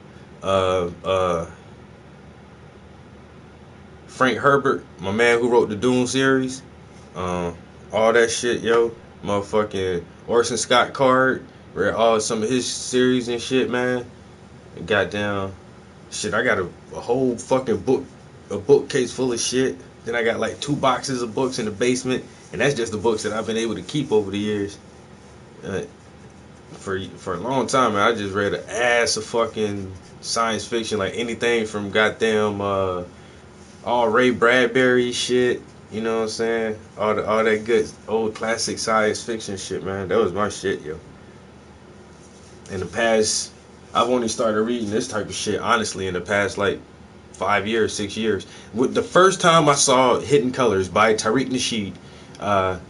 Tariq Nasheed put out the documentary Hidden Colors, and I thought I was pretty educated. Even though I am a high school dropout, I always felt like I was smarter than average high school student, and I didn't need college because I was probably smarter than the average college student. And I always love history, and so when the first time I watched Hidden Colors, and I was introduced to all these people like Shahadazar Ali and Francis Cress Welsing, Dr. Phil Valentine, Dr. Umar Johnson, and they're talking about the Moors built all of the mosques in Italy. I'm like, huh? Who? To do what now? And talking about Abubakari and the Mali Empire. And if you look at the Lion King movie, it's really the story of the King of Mali. And I was like, wait a minute, where all these motherfuckers get this? How come I don't know about none of this shit? So I was like, yo, I've been fucking living in a altered reality where I really wasn't aware of a lot of black history and, you know, all of the accomplishments that have been done by people of color. And it's like, what the fuck, yo? And even at that time, like, everyone knows the Black Panther Party and Malcolm X, but nobody really knows, like, in depth. So I didn't. Anyway, I come from the Bible Belt. Nobody in my family wasn't into that shit, man. That's the only thing they read was the fucking Bible. Only book motherfuckers ever wanted to read was the fucking Bible. Like, and I got out of that shit, like, as a teenager, like 13, I was already done with that shit. You know what I'm saying? So I've been trying to be on other shit ever since then. But nobody never led me to the shit that I'm, like, nobody ever said, oh, young boy, why don't you read Malcolm X? Like, why? I like, once I started getting on my own studies and doing more selective reading, I actually called my mom, I called one of my uncles, and I called one of my aunts, and I cursed all of them out. Like, fuck you motherfuckers. Why didn't y'all tell me to read this shit back in the day? And why didn't you tell me to read fucking Chancellor Williams, The Destruction of Black Civilization? We're from South Carolina. Chancellor Williams is from fucking South Carolina. Y'all never knew about this fucking book, and the guy is from our home state? It's like, what the fuck, dude? Like, but you made me read Oliver Twist and The Tale of Two Cities and motherfucking Of Mice and Men. I had to read all that shit, but nobody never told me, oh, why don't you read Revolutionary Suicide by Huey P. Newton? Like, yo, I was so pissed off, yo. I'm still pissed off.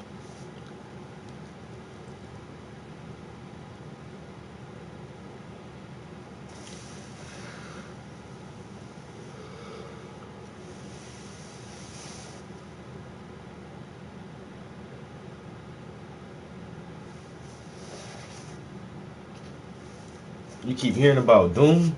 Bruh. They did the movie like in the late 80s or 90s, early 90s. But man, that shit ain't, bruh. I'm telling you right now, dude.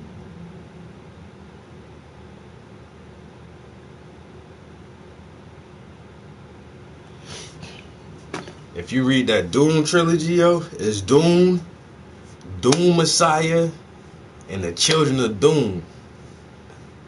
If you read that first book, just read Doom, yo, man, that shit is, if you like sci-fi, if you can envision like space travel and a galactic empire and shit like that, yo, oh my fucking god, bro, like Dune is probably one of my favorite stories.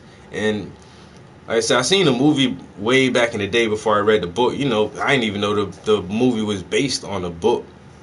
But once you read the book, that shit needs, just the first book alone, they would have to do it like the Lord of the Rings series. You know what I'm saying? You would need three-hour movies just to tell like the first book. That's how much is going on in that fucking story, yo. With the Atreides family, oh my god, and Arrakis and the Fremen, oh my god, yo, the spice, that whole shit is crazy, yo.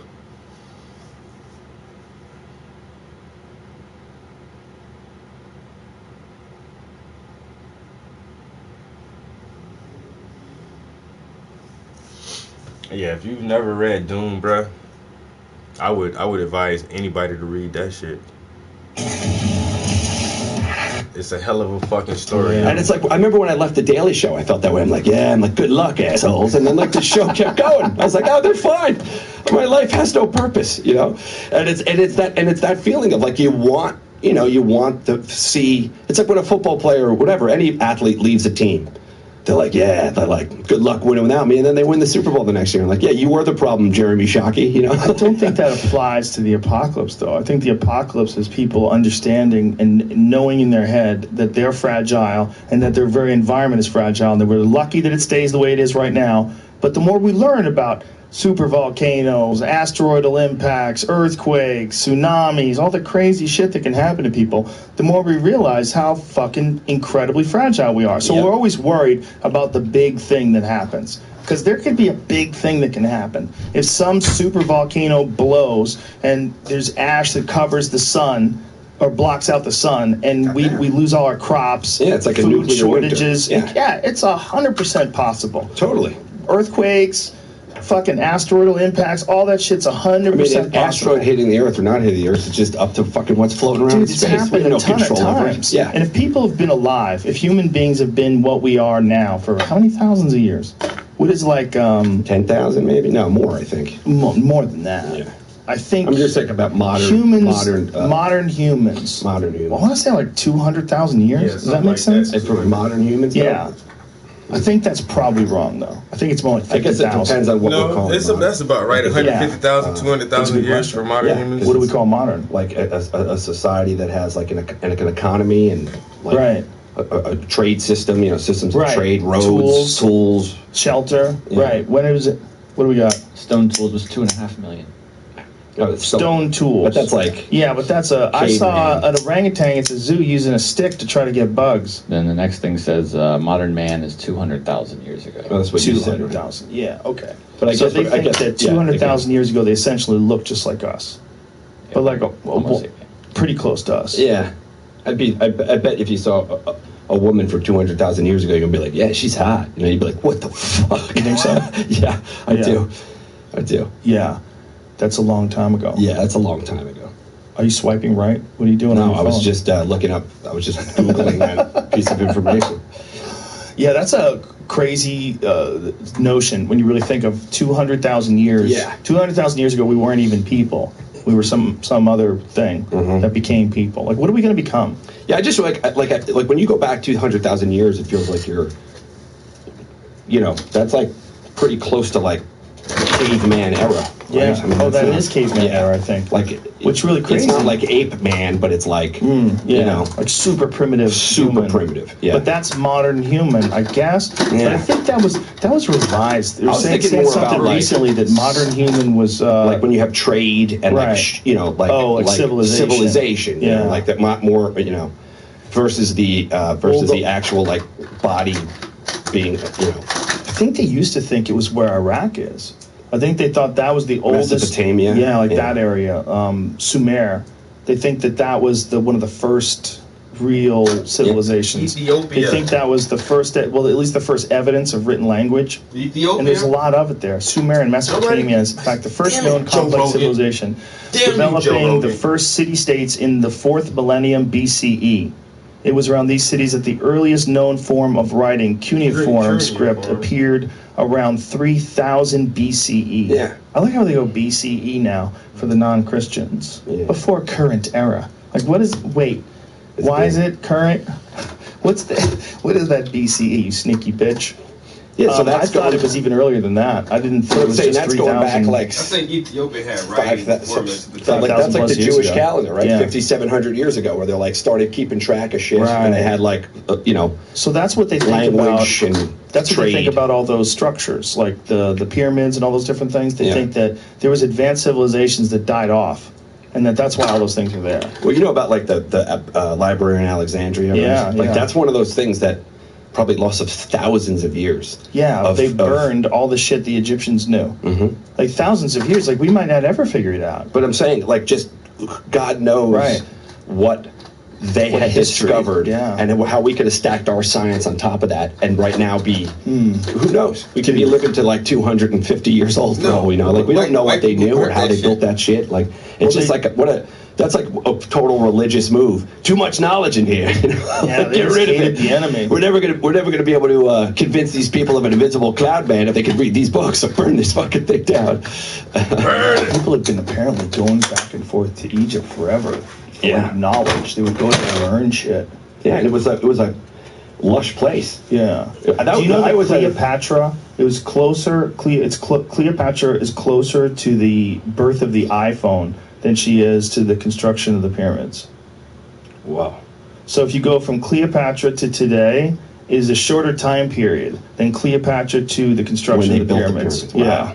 That's crazy. Wrap your fucking head around that jazz. That's crazy. And if you listen to Graham Hancock and John Anthony West, this guy was an Egyptologist who just passed, they think that it goes back way further than that. They think that the pyramids of Giza might be from 2,500 years ago, but they think there's a lot of shit in Egypt, giant things, including the Sphinx, that are thousands and thousands of years older than that. Well, did you see that they just invented this new air sonar? Yes. They discovered that Guatemalan society in the fucking jungle. That's crazy. My mind exploded when I saw that. Crazy. Did you see that Lost City of Z, that movie? I didn't. It's like on my. It's a movie I want to watch, but then I like watched the trailer and I was like, eh. Moshe Kasher sent me the book, and I almost read it, but then I found out there was a movie. I'm like, fuck your book. The gun. Let's knock this out in an hour and a half, huh? I'm sure it's not as good, though, because Moshe was raving about the book. Oh, by the way, congratulations to Moshe and Latasha for making people. Oh, they made a person. Oh, fantastic. But that City of Z movie was really interesting because these people were just the rawest of raw adventurers. I mean, they'd get horrible mosquito bites, and they'd go into the jungle, these crazy Englishmen. And like that to me was what was interesting about that book, to try to see, I don't know, it was really well done. So I assumed that their version of like what these English scholarly gentlemen were like when they were planning out these epic mega trips. But when you're watching it take place, like the way they did it in the movie, you really felt like that could have been how it went down. Mm-hmm. And this crazy fucking guy went just deep, deep, deep into the jungle looking for a lost civilization. They kept journals and things, which most of those dudes did. Yeah. You know, you have to take, I guess, what they're writing with a grain of salt, because you're like, I want to make myself sound as badass as possible. For sure, but they definitely found some stuff and For brought sure. it back, Yeah, too. They found pottery, and they found a bunch of different things. Just Whoa, think about... Is that the guy? Colonel Percy Fawcett? Is that his head? Oh, wow. They think it might be his head? Oh, dude, go to that page, please. Wow. We need to know about this shit. Strange stories, dun dun dun. Yeah, they probably killed that dude and cut his head off. I mean, that's what they were doing to people down there. They probably got tired of this white dude stumbling around through the forest. Shrunken head thing? Yeah. How do they shrink heads? They cut your skull out. This is the thing. I used to think they shrunk the whole skull and everything. I'm so stupid. I already told you how dumb I am when it comes to eggs. Yeah. With shrunken heads, I thought, they got some fucking solution that makes the head shrink up. No, they take the skull out, and then they take the skin, stitch it all up together, and then they do something with it to make it, like, shrivel up. Like put a coconut or something in there? I don't remember how they make it shrivel up. In a million years, if you asked how a shrunken head would made, And they stuff it. I would have no. I wouldn't even guess. I think they stuff it too. Might be his head that kind of looked like the guy. I think that's his head. That's Homeboy's head. Okay. Yeah, they chopped that dude up and did something to his head. Wow. That is so crazy. But what a dark way of approaching other human beings. They have his eyeballs stitched up. They have a rope coming out of his mouth. That looks like just a carrying strap. Yeah, so you can you can put it on your belt. Dude, you might be right. They stitched his mouth up though, right? Yeah. Didn't it look like his mouth was stitched up? Yeah, but that looks like a little. Yeah, it's like they made a keychain. You know, that's what it looks like. They got that little loop on it. They carried that dude around their dick. Yeah, and just walked through the forest. It was all for a novelty store in town. That was their version of Forever 21. Yeah, a little like Hudson News in town with little knicknacks. What a fucked up practice. Cutting people's heads off, taking the skin off, stitching it all up and shrinking it. But again, it's like we were talking about food. It's like we had a lot of fucked up shit we did here too. Oh yeah, you know, smallpox on blankets. That's not real. Pretty fucked up. It's not real. No. Yeah, when you lynch somebody, when you tie somebody to a tree, pull a horse and break their fucking bones, castrate them, set them on fire while they're hanging to death, and then take pictures of it. That's some pretty rough ass shit too, man. No. They didn't even know what bacteria was back then. Oh, I thought they were just didn't know that wiping they it on could like sick figure people. out how to get. No, apparently it's an urban myth. Huh. Apparently, definitely not urban. Yeah, it's a rural. It's a rural myth. It's a Wild West myth. Yeah. Apparently, what happened was just the first European settlers, just alone by their presence, killed somewhere around 90% of the Native Americans. By bringing at the time. outside disease. All kinds of crazy shit that people had no immune systems for. Right. And that this idea that they did it all with blankets would look. This is not to say that people didn't do horrible things to the Native Americans. They absolutely did, and it's not to in any way diminish the genocide that took place on the Native Americans. But I don't think that the blanket thing was true because they didn't know how to isolate syphilis. I mean, unless they just went to patients that had syphilis or smallpox, or smallpox, whatever it was. You're right, not syphilis. That's what I thought. I thought syphilis killed Al Capone. I thought they just knew. Yeah, I got my stories mixed up. Which is a good way to go out. I guess. I think you go blind. being sarcastic. But yeah, I just think the just exposure to Europeans killed the great many of them. And there's a guy named Dan Flores that I had on my podcast that's an expert in the history of animals in North America. I think I heard that podcast. Fucking amazing. Yeah. Guy's a genius. He's brilliant. But he was talking about buffalo and that when the Native Americans died off, when like literally 90% of them were killed by European diseases. Wow. It's just crazy. And a lot of them that were killed off by Europeans, the buffalo weren't hunted anymore. So they grew to these mammoth proportions. So it's his contention that those giant fields of buffalo that people experience, where there's like thousands and thousands and thousands of buffaloes stampeding across the field, that would have never taken place if the same amount of Native Americans had been there as previously. Because they weren't controlling the population. Yeah, wow. They were the primary predator. Because all they did was follow these. I mean, that's why they had these teepees. A lot of them would follow the herds of buffalo, and they'd peck at them from the outside. It's just nomadic culture, And they just stayed with the buffalo, but they also kept their numbers down. Because, if there's several hundred Native Americans or how many in their camp, they're killing a couple buffalo a day, every day, and everybody's eating it, and then there's no refrigerator, and so go after it again and keep following it. So they're basically just eating buffalo and shooting arrows at them and taking the populations down all the time. That's so interesting. It's crazy. Yeah. I'd never heard it before. He was on my friend Steve Rinella's podcast, and he explained it on there. And then Rinella explained it to me also independently. And then I had him on the podcast. And I read his book, too. He's got 2 books. See if you could find the titles of Dan Flores' books. Yeah, I mean, it makes sense. One of them actually is a paper. Populations expand exponentially, right? Yeah. So it's like the bigger Coyote they get. America, right? Is that it? Coyote America. His new book is Coyote America. It's about the history of the coyote in North America. Dude, it's fascinating shit. Guy's genius.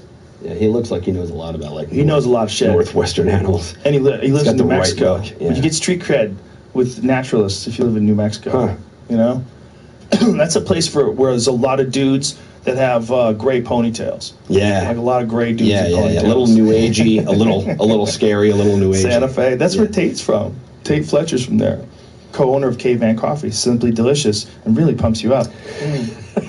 Well played. Thank you. You ever drink these? No, I've never had one. It's Caveman Nitro. How susceptible are you to caffeine? You know, I mean, 270 milligrams in that motherfucker. Oh, that's what. Versus how much in a cup of coffee? A large Starbucks, I think, is like that much. Like a venti Starbucks. Yeah. Did we? How many times we've gone over this, and I can never remember the numbers. Remember, yeah. I want to say that a venti Starbucks is like 250 or 240, and that's a touch. 270. That's a touch more. Yeah. Touch more. I don't really need it. All right, bro. We'll see You're what scared. happens. I'll drink it. You're scared, I bro. thought you were kind of giving me the vibe of like, look, I don't have too many. You know? No, I have a ton of them. I just got a new shipment.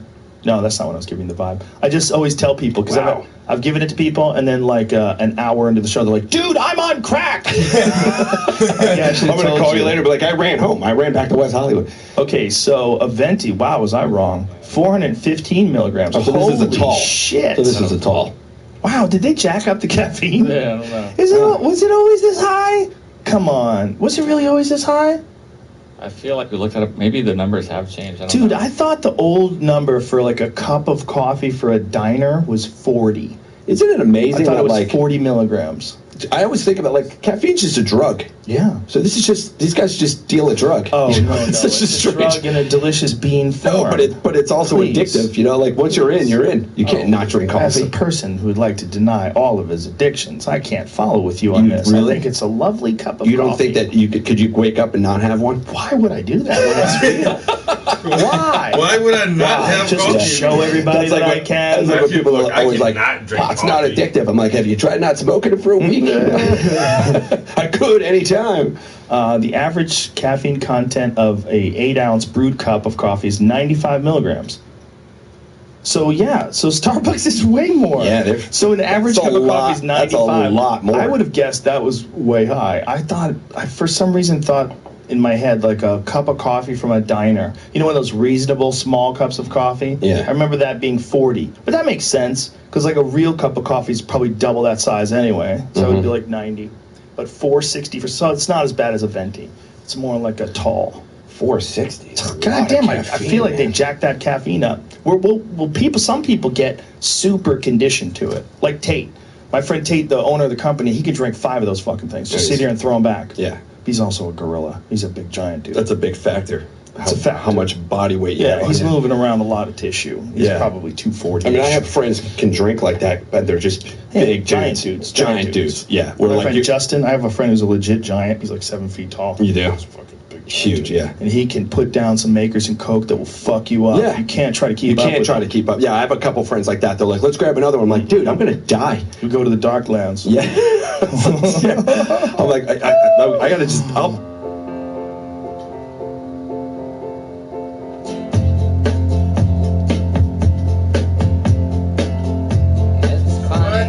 What the fuck is that?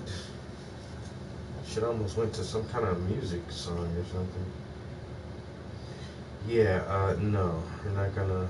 Yeah, let's not do that again.